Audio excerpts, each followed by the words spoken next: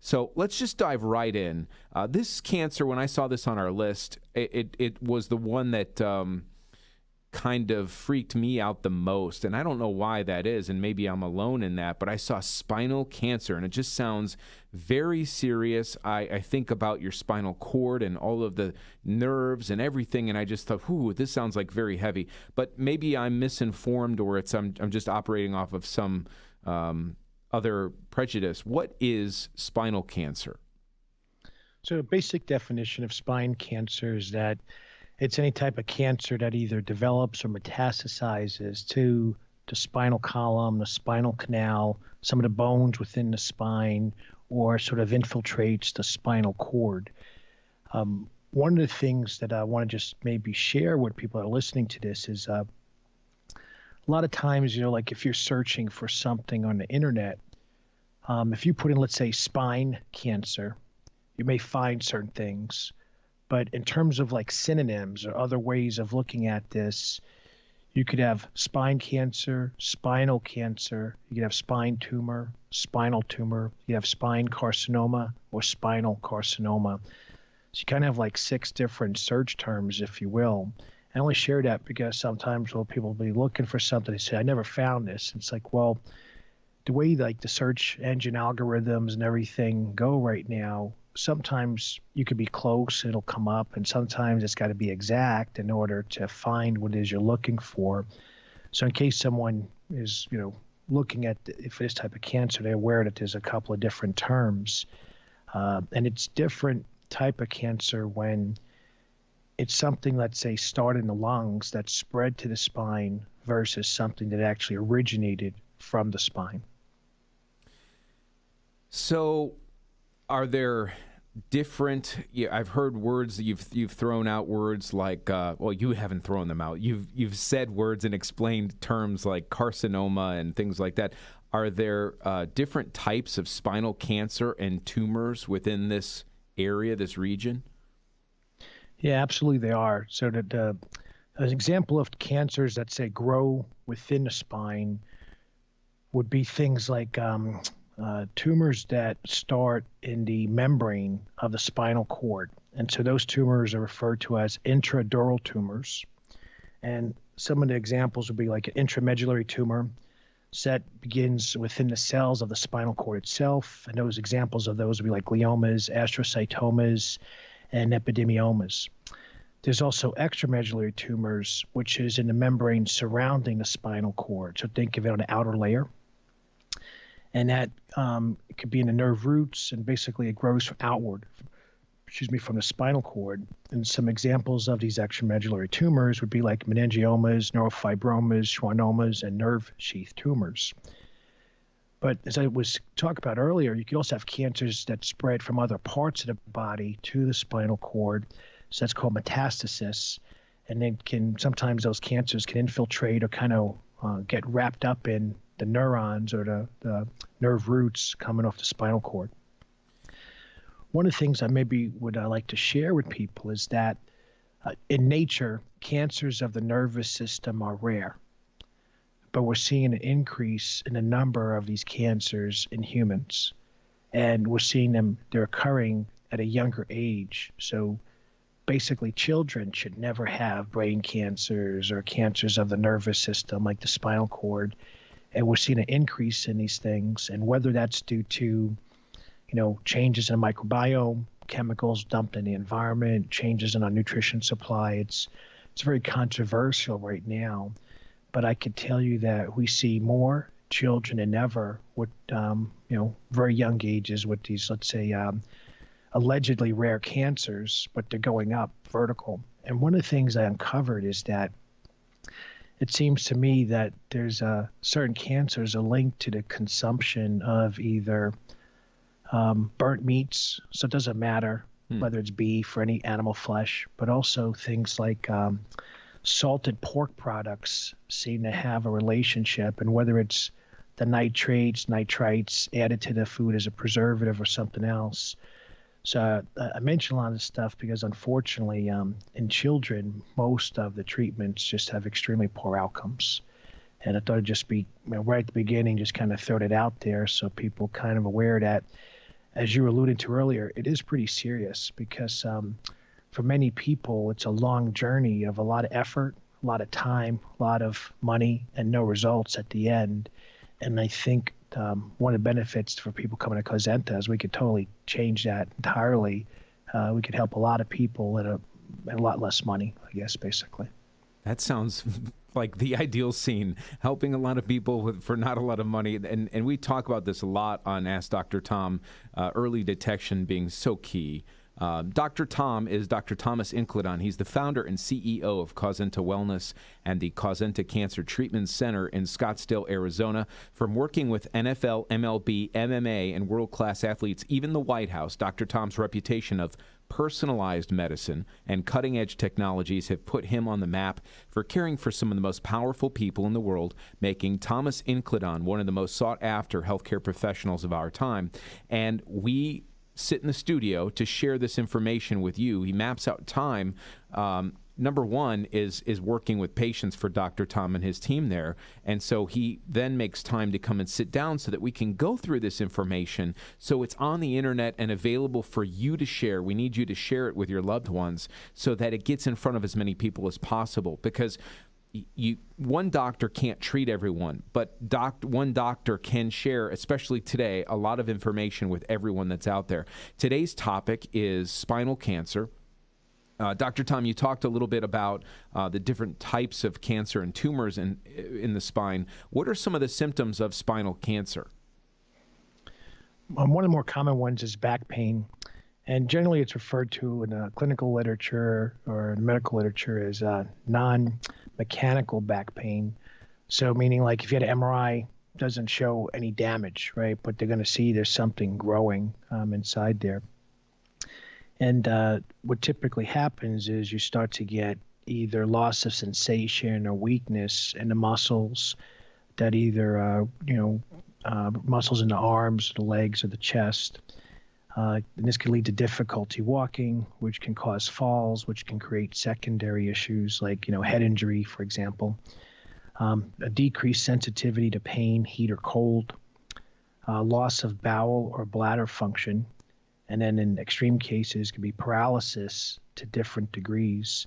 And then sometimes even a spinal deformity like scoliosis can occur.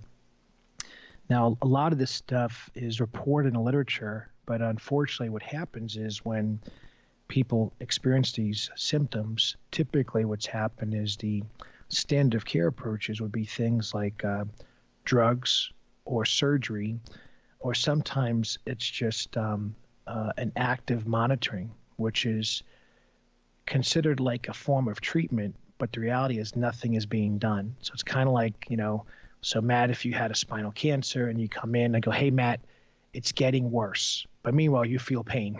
Now, 6 months from now, hey, Matt, it's even worse than it was 6 months ago, and your pain's intensified. So that's offered, I should say, because sometimes doctors don't have another option to the patients of just monitoring them.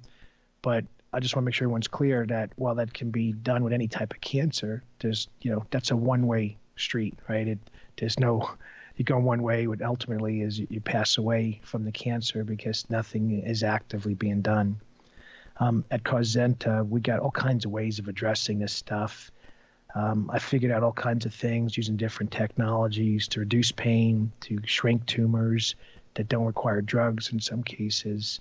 In other cases, we're using a combination of drugs and some light therapies or magnetic fields so we can shrink the tumor, reduce pain, and without surgery or something more aggressive that may be harmful to that person's body.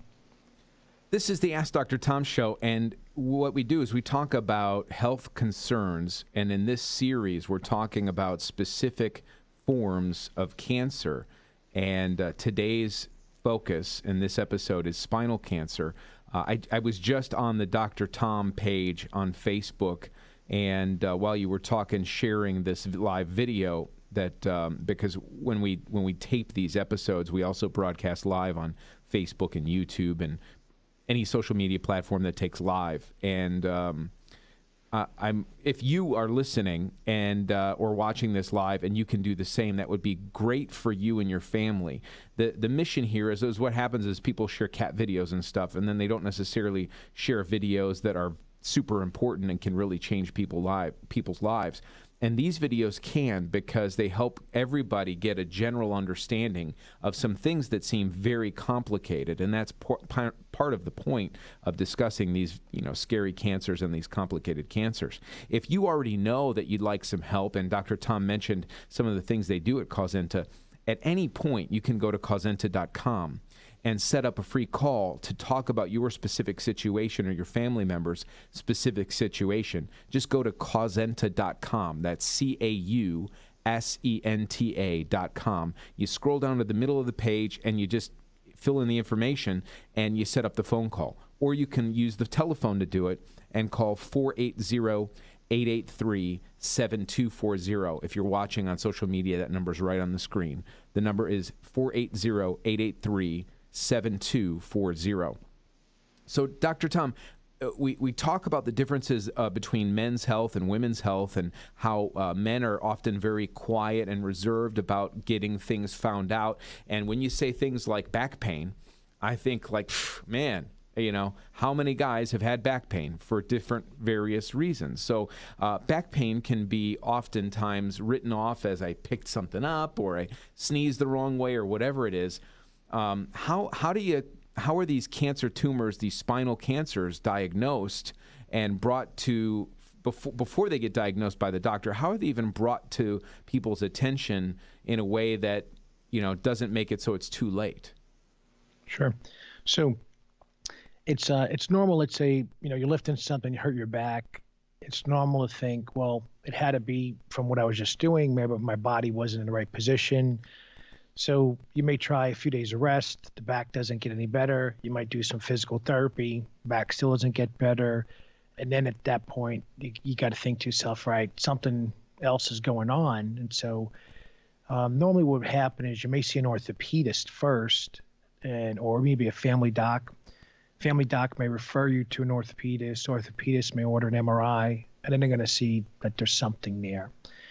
If you knew that it was, like, say, already something different than, let's say, mechanical, maybe you may see a neurologist, and a neurologist would do some different tests. But one way or another, some type of doctor, whether it's family medicine or, let's say, your primary care or an orthopedist or a neurologist, someone's going to assess you and, at some point say, hey, there's something here that's real.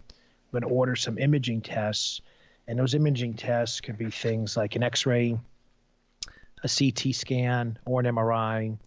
And at that point, one of those images is going to show something's there that doesn't belong there. So maybe a growth or some mass or some kind. Then typically after that, there'll be a schedule for a surgical biopsy. So one of the docs goes in, little type of device, and kind of takes a piece of tissue that they then will send to a pathology lab, which will then kind of do some of the confirmatory research that says, okay, here's a cell type, here's the mutations that are in these cells. And depending on the lab that does the analysis, they may generate a report as to types of treatments that would be best for that cancer type. And then from that information, there may be some staging, like, is it a local area where the cancer is growing, or is it started to spread and get outside the body? And that's kind of how you would know then, okay, what you're dealing with and how serious it is. Now, one thing I do want to insert, when patients come in sometimes, they'll say things like, I want to beat my cancer, but I don't want to do treatment A, B, or C. Doesn't matter what it is. And when I ask them, well, how do they know that that's not, like, what if that treatment was the answer? What if that was like a home run for them, but they're walking through the door without knowing what they need and already making a decision? Yeah. That's the worst thing to possibly do. Is you never want to speak ahead of the data. You want information on your body, so you want your own data, and you want your decision making to be driven by what is unique about what's inside you. And so as an example, a lot of times people worry about side effects with chemotherapy radiation, but what they may ignore is that with some of the genomic workup that could be done from a pathology lab, there's actually data that could show, given the type of cancer in your body, here's a solution that has a greater chance of working. So rather than randomly trying something outside and not knowing if it works, logically, the most sense would be start with something that's got the most data behind it for your body. And then once you know what that treatment tool is, let's just say it was very toxic chemotherapy. Well, then the next step would be, how do I minimize the toxic side effects of the chemotherapy? And what this allows you to do is basically get the best of all worlds. So it's like you could have your cake and eat it too, so to speak. So using that model, we have tons of people that have done full dose chemo, full dose radiation, 0 side effects, no hair loss, no neuropathies, none of that stuff. And now, because of the results we have patients from other cancer centers that are doing radiation and chemotherapy at very large institutions that come to us just to treat the side effects, because they like the fact we're using exercise and nutrition to address this stuff. So I kind of want to start, inserting some of these little insights, because what I see is a lot of people are making decisions without facts, and then later on they wonder why nothing worked, and they don't see that they never used the facts to make the decision. They made a decision before the facts. Yeah, there's a lot of information out there, and I think that people get wrapped up into their perceptions of the way things work or may work without knowing the details, and forget that they're going to see somebody who is the expert in that field, and they should find out as much information from that person as possible, which is part and parcel why we do this show together, so that you can share your expertise and this this insight with people. And so if you're hearing this or seeing this on social media, wherever it is, go to iTunes and subscribe to Ask Dr. Tom when you have a moment, so that you can be a part of all of the different episodes on each different cancer. Some of the information is sort of universal across the board, early detection, for example, and then some of it is nuanced based on the kind of cancer, and then obviously even more of it would be nuanced based on the person, but at least you can get that fundamental knowledge, and it's available to everybody pretty much anywhere you get a podcast, but iTunes is a great place to do it, because if you subscribe and then you give it a rating and you leave a nice comment, more people will find out about Ask Dr. Tom because of iTunes. So if you have a moment to do that, that would be great for you, for your family, and for us to help more people. We're talking with Dr. Thomas Incledon. He's the founder and CEO of Causenta Wellness and the Causenta Cancer Treatment Center in Scottsdale, Arizona. This is the Ask Dr. Tom show, and today's episode is about spinal cancer. So Dr. Tom, for anybody that's experiencing some symptoms or maybe thinks they might be at risk for spinal cancer, when should they see a doctor? Anytime they have a concern. That's straightforward. Yeah. There's a lot of technical details that would say, see a doctor if this, and this, but here's what I could tell you overall. Almost 100% of people wait too long to see a doctor. And so given that on average, everybody waits too long, my answer would be just see a doctor immediately. And the reason is this: if we look at this just as a strategic business investment, let's say you see a doctor, let's say you have no insurance, let's say you pay $350 for a consult with a medical expert, and they tell you nothing's wrong, you're out $350. But if they find something and you take action immediately, that could save you hundreds of thousands of dollars in the future, maybe millions. Yeah. It's just a no-brainer. It's a very smart investment. And I think maybe one of the things that everyone needs to kind of reevaluate is, what is your single best investment? It's yourself. It's not a stock. It's not a house. It's not a rare automobile, or some watch or something like that. Or I guess now more contemporary bottles of red wine are now investments. It's you, because with your brain and your body, you're able to make more money and you're able to control the life you live. And if you're not able to have your mental and physical resources available as you get older, you're guaranteeing yourself a much worse quality of life over time. So for no other reason, just take action sooner, see a doctor. If you don't like the way the doctor treats you, if you don't like the way you're being, managed, then you find another doctor. Right. There's lots of doctors out there. So there's not like, you'll hear sometimes not enough doctors in an area. Go to another state, call another doctor, somewhere else. And so there's enough doctors around the United States to get competent medical advice. I think that is the best, one of the best nuggets that we've gotten so far today. So to me, that's the nugget of the day, because there are certainly it's really true, because you said it so well. There's certainly, you could give a laundry list of symptoms, but it's like, man, if you have a doubt, if you have an inkling, a little spidey sense of maybe I should, then just go do it, and then you'll know, and then voila, then you can move on from there and you can figure out these other things. I was just looking for a meme, and it was in my Wayback Machine from yesterday, and I'll find it again, but it's some sort of a proverb, like a Chinese proverb about how men and women chase, you chase like wealth when you're young, and then you chase this when you're middle age, and then at the end you'd give it all up just to have your health. And it's like, like you just said, you need the health. You could get all that other stuff if you have your health, and you will lose all that other stuff if you don't have your health. So go and take care of it and get it checked out.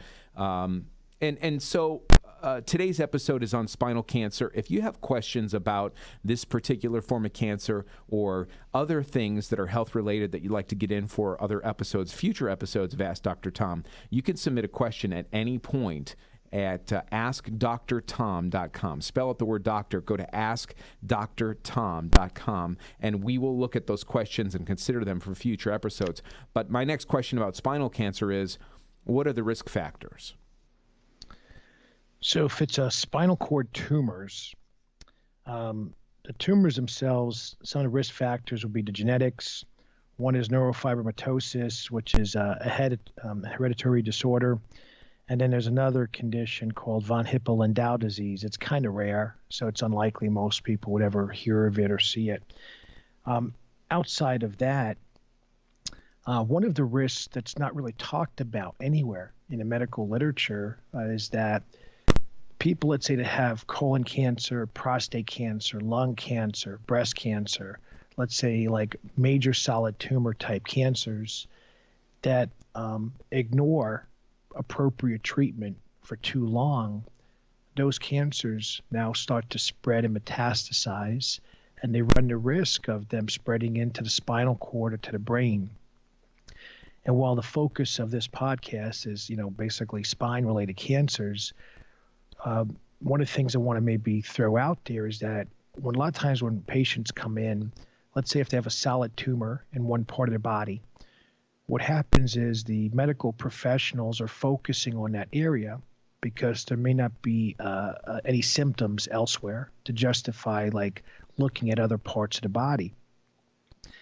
And then what we'll see is that the cancer has grown and spread, and yet no one has ever looked at the brain or looked above the clavicle, or let's say. And so essentially, no one knows what's going on in the neck or the brain. So when they come in and we say, we need to get a more thorough PET scan that covers more part of your body, we'll find sometimes the cancer has spread. I've even seen colon cancer that has spread to the lungs, that has spread to the brain, and the patients never knew because the imaging prior to that was focusing around the pelvic area. So the cancer spread higher up and no one was aware of it. I've seen cases where cancer has spread to the brain and the person was put on a drug, and the drug treated the primary origin tumor, so the tumor shrunk. But the drug would not cross the blood-brain barrier, so while the tumor in the colon or the lung shrunk, the cancer in the brain got worse. And we recently saw a gentleman that I've been trying to get to come to our center for almost a year, and he just kept pushing it off. He passed away for that very reason. He was on a medication that shrunk the tumor in his lung, but the tumor in his brain continued to grow. And by the time they checked his brain and saw that, there was a big tumor there and it wasn't responding because the drug doesn't cross the blood-brain barrier, he was too far advanced for there to be much work done to reverse that. And they decided to just stay home, and then the family let him go to sleep until he passed away. So you'll see the common theme is take action, because it's just what we see all the time is people just push it off, and it's a lot less expensive, a lot less timely to take action sooner. Yeah, the money is not going to, and I realize there's people out there perhaps that don't have medical insurance or health insurance or good health insurance, but you're not going to, you have to ask yourself, is your family going to be better off with you healthy or without you at all if something is really wrong and you leave it go on too long? The other things you can figure out. You have time. When you have more time, you can figure out how to make more money. When you have more time, you can figure out how to do the other things that you don't have the answers to. But when you run out of time, that's it. We're talking with Dr. Tom. Dr. Thomas Incledon is the founder and CEO of Causenta Wellness and the Causenta Cancer Treatment Center in Scottsdale, Arizona. You can find out more about the options at Causenta. Take action now and go to causenta.com, causenta.com, or you can call the office. So before you do that, when you go to the website, causenta.com, you can just scroll down to the middle of the page. There's a form right there to set up a free consultation about your health or your loved one's health. Or you can call 480-883-7240. The number's on the screen if you're watching on Facebook and YouTube and Twitter. If not, I'll repeat the number again, 480-883-7240. We're talking about spinal cancer with Dr. Tom. What are the traditional treatment options for spinal cancer? So the traditional treatment options would be one, monitoring, just seeing like does it change in size, shape, or some other characteristic over time. Surgery, radiation, therapy, chemotherapy, sometimes other drugs. One of the challenges, though, with particularly the surgery, sometimes the radiation therapy, is that because the tumor or the cancer may be mixed in with the spinal cord, is that it may not be easy to remove it. It may, there may be like permanent damage of the spinal cord. And so then the doctor, the surgeon has to weigh the risk of, do I do the surgery and risk paralyzing this person for life? Or do we look at some other treatment options, to basically try to shrink the tumor where the surgery can be done with less potential risk of paralysis or spinal cord damage afterwards. So it can be very tricky. So that's one of the reasons why people want to know what all their options are before committing to any one option. Now I'm going to need some help with this one. Can leptomeningeal metastasis be cured without radiation or chemotherapy? Did I even say it right? No, you did, man. You said it really well. Okay. That's definitely a tongue twister type of term. So leptomeningeal metastasis, that's basically when cancer spreads to the membranes lining the brain or the spinal cord. And so it's one of those things that it's when there's cancer of that type in the body, there's not a lot of research on it. And so your options in general are a lot less, and because there's less data, it's not like, say, like breast cancer, colon cancer, where let's say if you did a biopsy and you run some tests, you got all kinds of treatment options afterwards. With this particular type of cancer, there may be depending on the genomic data. So like what type of mutations the cancer cells have, there may be options to help. There may be nothing showing up. And so when I spent some time looking at all the natural methods that are out there, like your ozone and your vitamin C IVs and your sodium bicarbonate and all this other stuff, and couldn't find anything that's proven. Now there's lots of places claiming that they offer it, but there isn't any data showing that it works. And one of the things sometimes that is very risky for people, as an example, I just had a guy that contacted me. He has prostate cancer. The prostate cancer is spreading throughout his body. His score's gone up. He's at 300 for a PSA. Normally you want men under 4. So his position is that the treatment is working. And I'm like, what data are you looking at, man? You went from a 4 to a 300. There's no competent physician in the world there's no scientist in the world that I know is going to tell you that's working. Whoever is telling you that, they're incompetent, and you got to find a new medical team. And so he was telling me, well, they claim it works. And I go on Medline yourself. Don't trust me. Find out for yourself if there's any research on what you're doing. And then when he did, he said, there's no studies at all. I go, that's exactly right. So how could they tell you it works when there is no proof? And so, it's a bit of a shock he's dealing with now, because he's invested all his time and money with a particular group, and they're doing stuff that doesn't appear to have any impact on his cancer at all. And that's kind of common with a lot of cancers, where people say, I don't want to do radiation or chemotherapy because there's side effects. And then they ignore that, well, the stuff that you're doing is just kind of like randomly throwing stuff at a wall to see if it sticks. The side effect when that doesn't work is now you're defecating and you're urinating on yourself in the hospital bed, and you have so much pain, you need morphine, and now you don't recognize your loved ones. So it's kind of like when people are comparing side effects, they kind of got to see the whole picture here and the whole picture here. What I'm seeing is they're looking at marketing material on the internet, they're getting bits and pieces of data, and they're comparing trivial pursuit details out of context, and then making their decision without a lack of scientific understanding how to interpret what they're reading. We're talking with Dr. Tom. This is Ask Dr. Tom, and this episode is focused on spinal cancer. So how does the grading system determine treatment options for spinal cancer? So there's traditional model, you have 0 through 4. For spinal cancer, though, you'll have like a grade 1, grade 2, grade 3, grade 4. In grade 1, the tumor is growing slowly and really spreading into surrounding tissues. In grade 2 and 3, it may likely be spreading into the surrounding tissues. And in grade 4, the tumor grows and is spreading quickly, and it's kind of getting into the surrounding tissues. An example would be like cancer that metastasized to the brain is almost always grade 4, meaning that the tumor started somewhere else, whether it's in the spinal, further down the spinal cord, or outside the spine, and then metastasize into the brain from there. Then there's also these metastatic spinal tumors, meaning like the cancer started in the lung, breast, prostate, and colon, and then just got out of control and spread around the body. And so some places are now moving away from that spinal grading system and now moving into the newer method, which is the TNM staging system, which kind of goes like 0 through 4 that I was talking about earlier.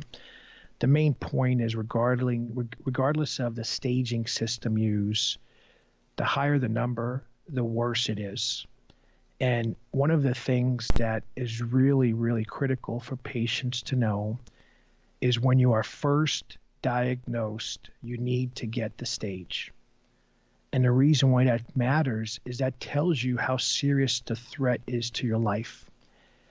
I can't tell you, like 80, maybe 90% of the patients, when we look at their medical records, they're diagnosed with something, but there's no staging. And we ask the patient, did the doctor ever tell you what the stage was? And they go, no. And the reason why that's important, if you're at stage 1, you have a lot of options that you can use there. If you're at stage 4, you're running out of options, but more importantly, you're running out of time. Stage 1, you could talk about it a little bit. Stage 4, you don't have time to think and talk. You got to take action like yesterday. And so something as simple as the staging, that could, mislead someone. They could make the wrong choice, and it could be a life-altering decision. And so we want to make sure people know the stage at the time, because now when you hear about survival rate and treatment success outcomes and statistics, things like that, all of that data is based on understanding the stage at the time of diagnosis. So let's say your stage, in other words, you're diagnosed with cancer and no one tells you you're stage 4. You don't really know how long you have. But if you did know you were stage 4 at the time, gosh, I got a 50% chance of making it, and I got less than 2 years right now. So then you got to start thinking along those lines, like how do I get time back so I can enjoy my life with my family or my loved ones?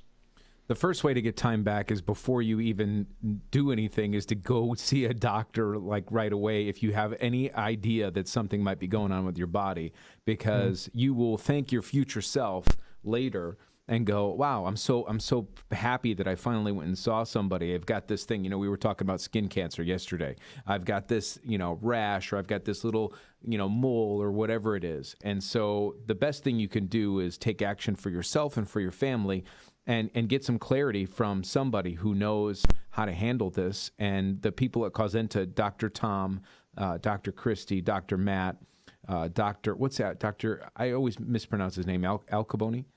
Yalcaboni.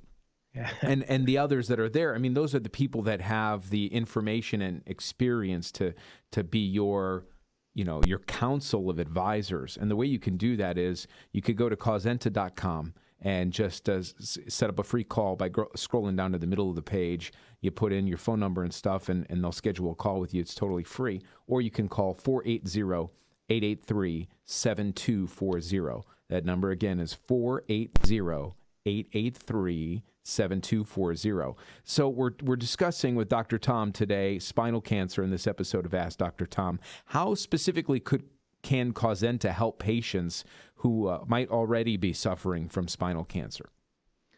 There's a lot we could do. One of the first things we could do is help people work on their mindset and increase their awareness of what is out there. In medicine, unfortunately, there's a lot of what happens is everything is thrown in one basket. So once a patient is diagnosed with cancer, everything they deal with, they're told, oh, that's a side effect of the disease, or that's a side effect of the drug. But the reality is that no one's ever tested and compared the results from lack of use and lack of poor activity and poor nutrition versus the disease process. Like, all these different things have never been compared and evaluated and objectively monitored and measured. So what happens then is people read stuff and they make the classic mistake of saying, oh, this sounds good to me, I'm going to do it. And they think by reading something on the internet, that's going to somehow solve their problem.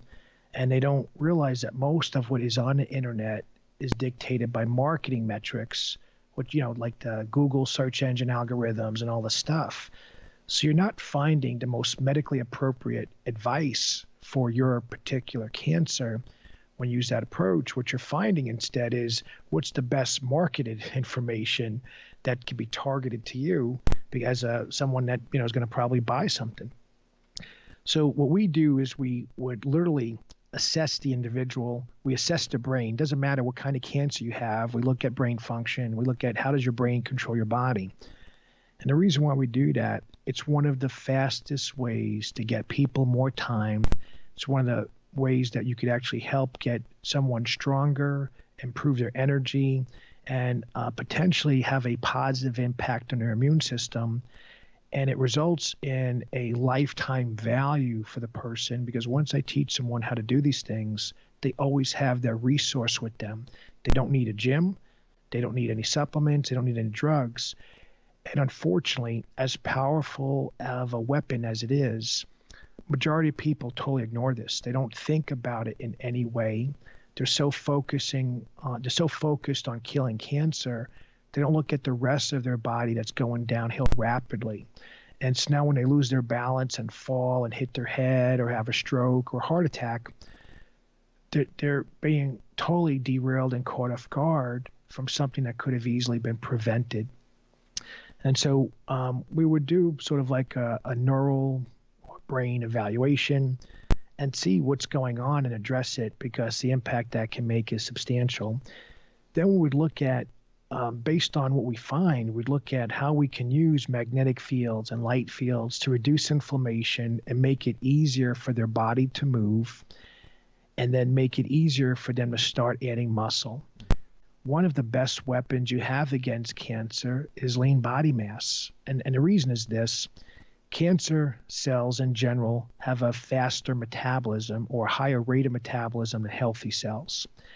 Over time, your cancer cells get all the nutrients, they create an inflammatory environment, making it harder for the rest of your body to be healthy.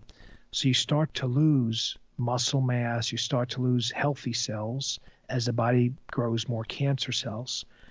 By exercising and feeding the body in the appropriate way, which is individualized. It's not a one size fits all, like everybody do push-ups and everybody, eat broccoli. It's just not that simple. Yeah. But when you do it the right way, what you actually see is you add muscle, and now you have more metabolically active tissue stealing nutrients from the cancer cells. And there's something called the nutrient partition effect. When you exercise and do nutrition at the right time, you actually can make sure those nutrients go to the healthy cells and not the cancer cells. When I evaluate centers all over the world, I ask them, how do you make sure you're feeding the healthy cells and not the cancer cells? 100% of centers go, we don't know. So all these people are following all these diets, all these cancer centers, and no one knows what the heck they're doing. And the reason is they don't spend time looking at this scientifically in-house and evaluating it. And that's the level of detail that we pay attention to at Causenta. And it's the reason why we have so many people adding muscle, leaving Causenta stronger than ever, and with no evidence of disease. So I'm asked all the time by patients, what's the difference between personalized medicine and traditional medicine? And in traditional medicine, there's a singular approach. So you have cancer A, and for cancer A, here is the standard of care treatment. And after you go through the standard of care treatment and it doesn't work, typically there's not a plan B. There's not another option. So then patients are told, hey, there's nothing else that can be done. And so then they're convinced that, hey, there's no hope and we can't do anything else. Now I want to contrast that in a personalized approach that we have at Causenta. We're going to measure all kinds of details within your body. And we're going to find lots of areas that we can actually improve your health. And then indirectly, by improving those areas, we're going to help you do a better job at fighting cancer.